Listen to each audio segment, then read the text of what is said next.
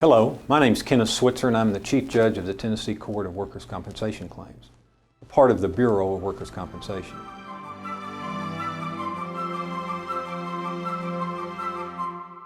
Injured workers who have problems receiving care or payments under workers' compensation can receive assistance from the Bureau of Workers' Compensation. You may have already talked to an ombudsman. If not, you certainly can. Or you may hire an attorney to represent you. If disputes are not resolved after talking to an ombudsman, the next step is to file a PBD, Petition for Benefit Determination. This document starts the mediation phase. Once the PBD is filed with the Bureau, a trained mediator will work with you and your employer to resolve your dispute by phone or in person. If an agreement cannot be reached, your mediator will file a DCN, or Dispute Certification Notice, with the court clerk. The DCN identifies the unresolved, disputed issues and starts the court phase. Either party can request an evidentiary hearing within 60 days of the filing of the DCN. If you do not file a request for either hearing in the 60-day period, your case may be dismissed, unless you have a good reason for the delay. The court will set a show cause hearing to allow you to explain. Two types of evidentiary hearings are available in our court. The first is an expedited hearing.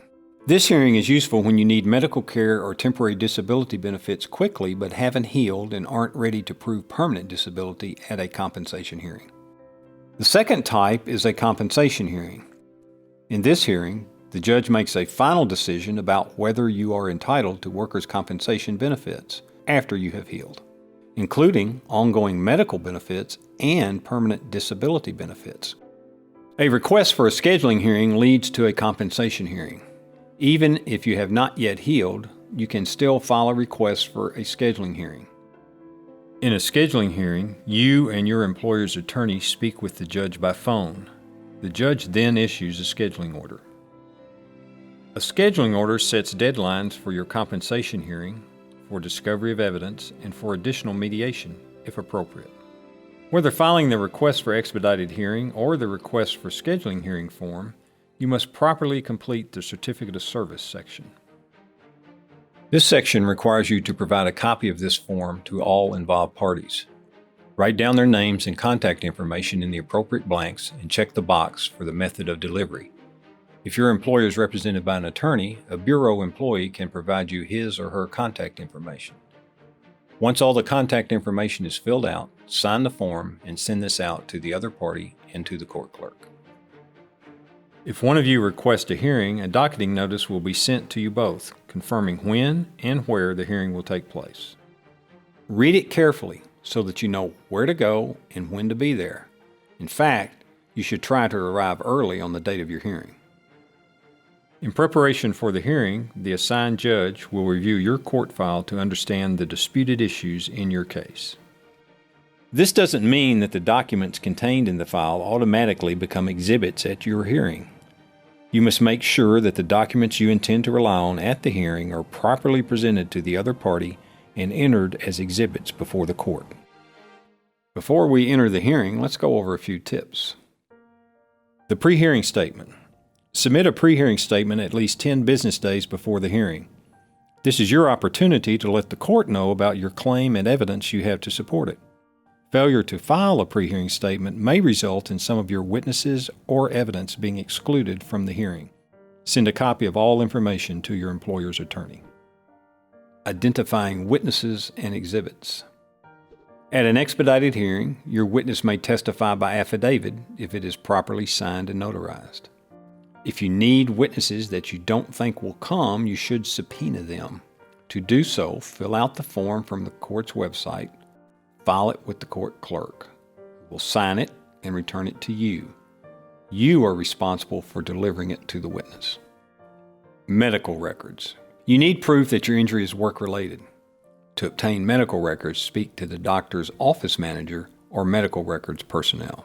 Written medical records or opinions are sufficient for an expedited hearing so long as they are signed by the doctor, but not for a compensation hearing.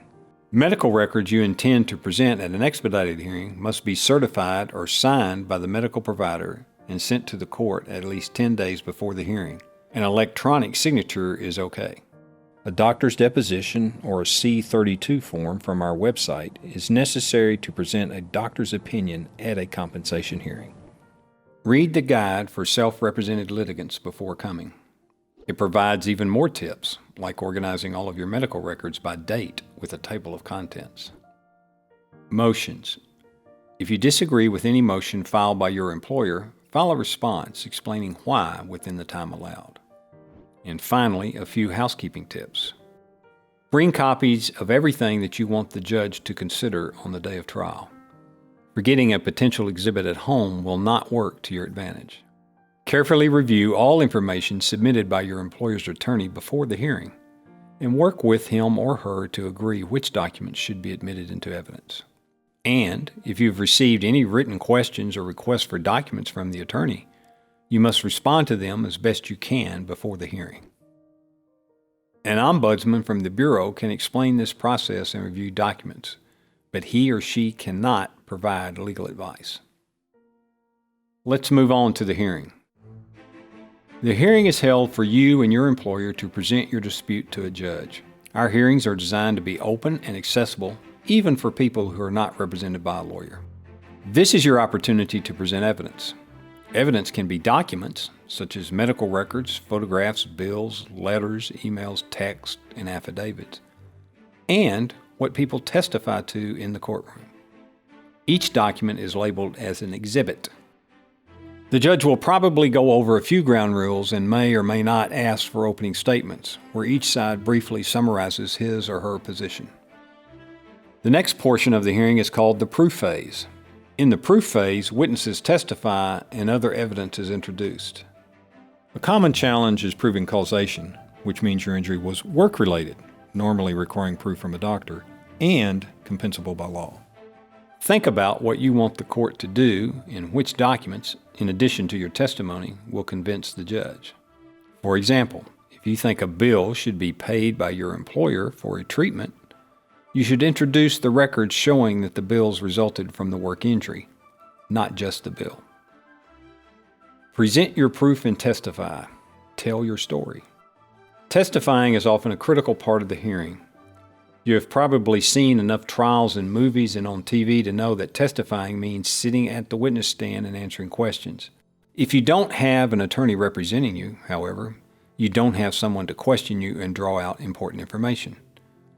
So look at this as your opportunity to simply tell your story. How did you get hurt at work? What happened afterward? Why did you file for workers' compensation benefits? Make sure you testify as to what, when, where, and how. And don't forget to tell us to whom you reported the injury and when. The judge needs to know if you missed work due to the injury. If so, when did you miss? How long were you out? Do you have a doctor's note? Tell the story in your own words, but do not speak for others. And so I went to see Dr. Oglesby. He examined me, and he told me that my Objection, Your Honor, is hearsay. How can I tell you what happened if I can't tell you what Dr. Oglesby told me? Hearsay is probably the most common objection raised during evidentiary hearings. You can object, so if you hear something that sounds objectionable, speak up. If you don't understand why the employer's attorney objected, the judge will likely explain it to you. Remember to give the judge a chance to rule on the objection. Another frequent objection is relevance. On Monday, March the 14th, I came into work. I started the coffee, and I had brought in some donuts for Emily's birthday. We were celebrating her birthday, and we were all in a really good mood, having a good time. And sometimes people want to tell every detail of their story. That's just human nature. Unfortunately, too much detail makes it easy to confuse the issues that are on trial. So when you testify, help keep everybody on track with just the essential facts of what happened. Think about what you're going to tell the judge. What are the most important facts? After you testify, the employer's attorney will have the chance to cross-examine you. You'll have the opportunity to cross-examine his or her witnesses too. Mr. Bryant, isn't it true that I texted you on March the 15th and told you that Dr. Oglesby had taken me off of work? And didn't my husband come by with a piece of paper from Dr. Oglesby telling you that I was off of work? No, I don't remember.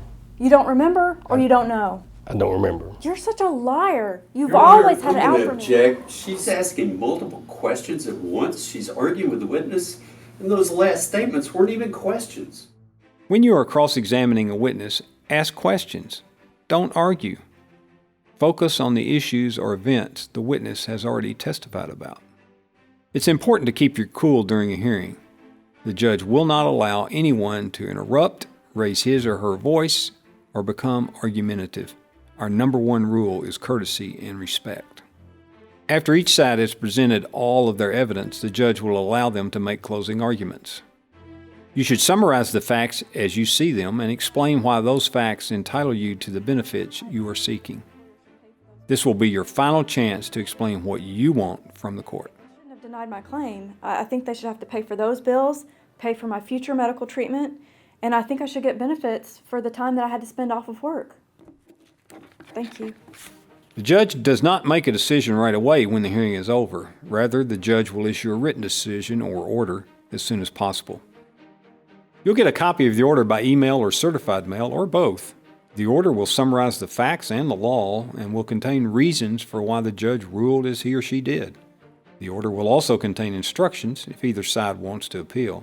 Since the deadline to appeal for an expedited hearing is only 7 business days from when the order is released. The Bureau has many more resources available to help self-represented litigants. The 2 main publications are the Workbook and the Guidebook. The Workbook helps identify the types of records and evidence needed to prove your case. The guide has information to prepare for coming to court. For additional questions, contact the Bureau's Ombudsman at 800-332-2667 or ask procedural questions of court staff. I hope you have found this video helpful and informative.